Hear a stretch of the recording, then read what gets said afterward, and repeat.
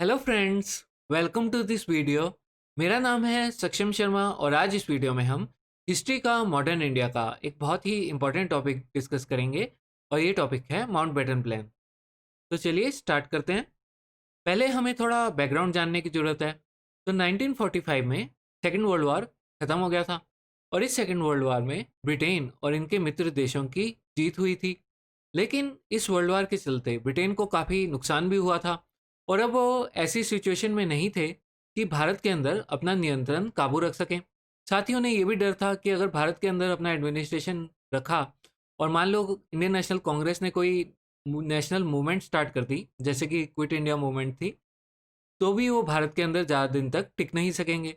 तो उन्होंने सोचा कि इससे पहले कि ऐसा हो, तो किसी ना किसी तरीके से ग्रेसफुली एडमिनिस्ट्रेशन भारतीयों के हाथ में दे दिया जाए ताकि उनसे फ्यूचर में पीसफुल रिलेशंस रखे जा सकें। तो इसी चक्कर में पहले उन्होंने भारत के अंदर कैबिनेट मिशन भेजा, लेकिन कैबिनेट मिशन एक फेलियर रहा। ये भारत की जो मेजर पार्टीज थी, इंडियन नेशनल कांग्रेस और मुस्लिम लीग के बीच के डिफरेंसेस नहीं मिटा पाया। इंडियन नेशनल कांग्रेस यहाँ पर एक यूनाइटेड इंडिया की डिमांड कर रही थी, वहीं दूसरी तरफ मुस्लिम लीग अपना पाकिस्तान का राग अलाप रही थी। तो इसी चक्कर में कैबिनेट मिशन फेल हो जाता है। उसके बाद जो ब्रिटेन के प्राइम मिनिस्टर थे, क्लेमेंट एटली, एक स्टेटमेंट देते हैं जिसके थ्रू वो कहते हैं कि हम एक डेडलाइन सेट कर रहे हैं कि 30 जून 1948 तक हर हालत में पावर भारतीयों के हाथों में हो जाएगी, चाहे वो किसी सेंट्रल गवर्नमेंट को ट्रांसफ़र की जाए या फिर वहाँ की जो लोकल प्रोविंशियल गवर्नमेंट है या फिर इसे स्टेट गवर्नमेंट समझ लीजिए उस टाइम की, उनके हाथों में दे दी जाएगी। उसी के साथ उन्होंने बोला कि प्रिंसली स्टेट्स के ऊपर से भी ब्रिटिश की सत्ता समाप्त हो जाएगी, वो भी इंडिपेंडेंट हो जाएंगे। और उसी के साथ उन्होंने जो भारत के गवर्नर जनरल थे, जो वाइसरॉय थे भारत के, उनको रिप्लेस कर दिया। लॉर्ड माउंटबेटन ने रिप्लेस किया लॉर्ड वेवल को और वो भारत में आए। तो माउंटबेटन भारत में आते हैं। पहले वो एक प्लान प्रपोज करते हैं जो कि प्लान बल्कन के नाम से फेमस है।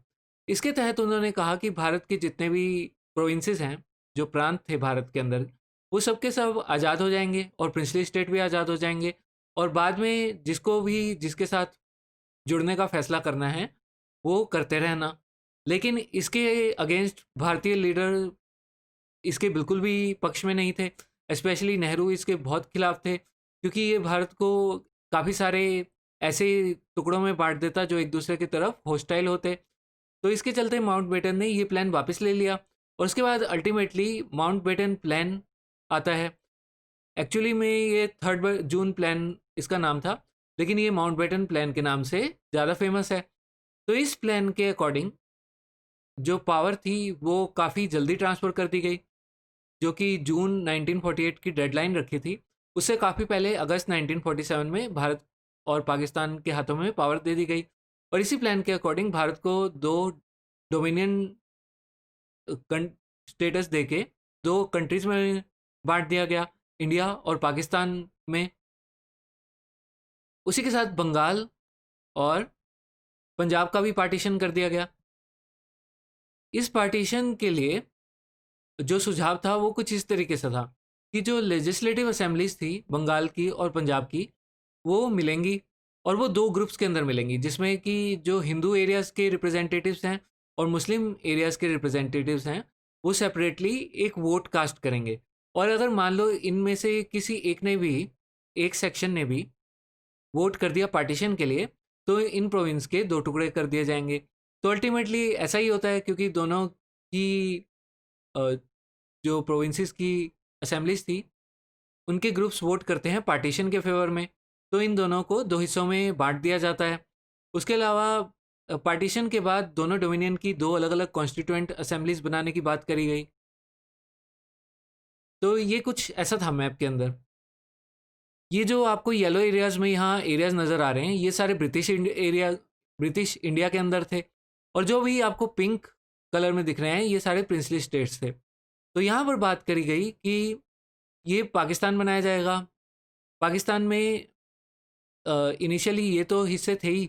नॉर्थ वेस्ट फ्रंटियर के अंदर वोटिंग कराई जानी थी, जिससे नॉर्थ वेस्ट फ्रंटियर ने डिसाइड करना था कि वो पाकिस्तान के साथ मिलना चाहता है कि नहीं। पंजाब के अंदर बात करी गई कि पार्टीशन के फेवर में वोट कराया जाएगा, और अगर पार्टीशन के फेवर में सुझाव पास हो जाता है तो पंजाब का पार्टीशन करके इसे पाकिस्तान के साथ जोड़ दिया जाएगा।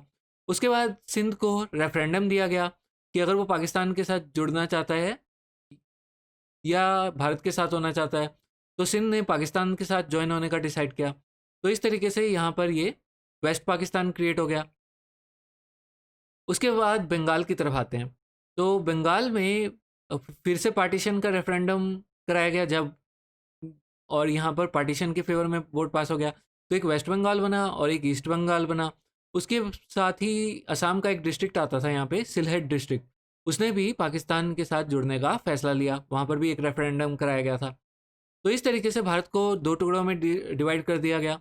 इसके अलावा भारत में इस समय 563 प्रिंसली स्टेट्स थे, और इन्हें चॉइस दी गई कि या तो ये भारत को ज्वाइन कर लें या पाकिस्तान के साथ ज्वाइन कर लें या फिर अपना इंडिपेंडेंट एक कंट्री बन जाएं। तो इनमें से 560 ने तो भारत के साथ ज्वाइन करने का डिसीजन लिया। ये चॉइस इनके लिए इजी थी क्योंकि इनसे जो पावर इन्होंने भारत को ट्रांसफ़र करनी थी वो इनके हाथ में पहले से थी ही नहीं, जैसे कि डिफेंस, फॉरेन अफेयर्स, इस तरह की पावर। तो इस चक्कर में ये सारे स्टेट्स तो इंडिया के अंदर आ गए। बचते हैं जम्मू एंड कश्मीर, हैदराबाद और जूनागढ़, जो कि गुजरात में था, यहाँ कहीं। तो इन 3 स्टेट्स के अंदर बाद में इनका फैसला होता है, जो कि जम्मू एंड कश्मीर अभी तक इंडिया और पाकिस्तान के अंदर एक विवादित मुद्दा चलता आ रहा है।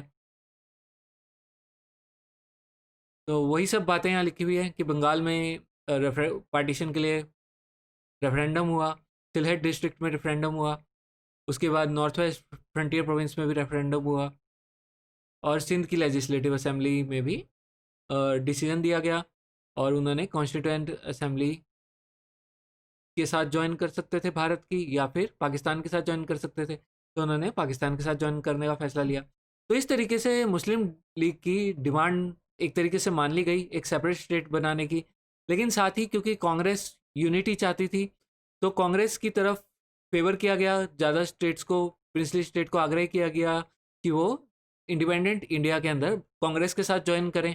तो इस तरीके से पाकिस्तान को जितना छोटा हो सके उतना छोटा रखने की कोशिश की गई। तो इस माउंटबेटन के प्लान के अकॉर्डिंग जो प्लान था वो था कि भारत को डिवाइड करना है, पर at the same time maximum possible unity रखने की कोशिश करनी है भारत के अंदर। प्रिंसली स्टेट की सुजरेनिटी हटा दी गई, जैसे कि मैंने बताया। उसके अलावा उनको चॉइस दी गई कि या तो वो इंडिया को ज्वाइन कर लें या पाकिस्तान को ज्वाइन कर लें, और अगर वो इंडिया पाकिस्तान को ज्वाइन नहीं करते हैं तो यहाँ पर नेहरू ने बोला था कि उनको हॉस्टाइल ट्रीट किया जाएगा, और इसमें माउंटबेटन उनका साथ दे रहे थे ताकि जो ज़्यादातर प्रिंसली स्टेट हैं वो या इंडिया को ज्वाइन कर लें या पाकिस्तान को ज्वाइन कर लें। यहाँ पर एक मेन चीज़ जानने की ये है कि हैदराबाद ने यहाँ कोशिश की थी पाकिस्तान के साथ ज्वाइन करने की, लेकिन माउंटबेटन ने इस प्रस्ताव को रिजेक्ट कर दिया था।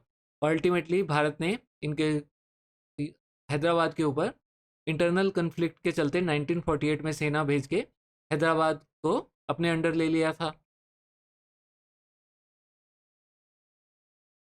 अब इन दोनों के बीच में इंटरनेशनल बाउंड्रीज को डिसाइड करने के लिए एक बाउंड्री कमीशन बनाई गई, और उसके हेड थे सर सिरिल रेडक्लिफ। उसके साथ बात की गई कि जो ब्रिटिश मनार्क हैं वो अब भारत एम्परर ऑफ इंडिया का टाइटल छोड़ देंगे, और जब तक दोनों ही डोमिनियंस अपना नया कॉन्स्टिट्यूशन नहीं बनाते हैं तब तक गवर्नर जनरल के पास पावर रहेगी कि वो कोई भी लॉ पास कर सकता है इन डोमिनियन के अंदर, और गवर्नर जनरल को कॉन्स्टिट्यूशनल हेड बना दिया गया इन दोनों डोमिनियन का। तो इसी के चलते 14 अगस्त को पाकिस्तान और 15 अगस्त को भारत आज़ाद हो गए, और लॉर्ड माउंटबेटन को भारतीयों की आग्रह पर भारत का पहले गवर्नर जनरल बना दिया गया। उसके अलावा मोहम्मद अली जिन्ना पाकिस्तान के पहले गवर्नर जनरल बने, भारत के पहले प्राइम मिनिस्टर बने जवाहरलाल नेहरू, और पाकिस्तान के पहले प्राइम मिनिस्टर बने लियाकत अली खान। तो ये थी कहानी माउंटबेटन प्लान की और भारत की आज़ादी की, और इसी के साथ भारत के पार्टीशन की भी। तो उम्मीद है आपको ये टॉपिक समझ में आया होगा, और समझ आया है तो लाइक और सब्सक्राइब करना मत भूलिएगा। धन्यवाद। Have a nice day.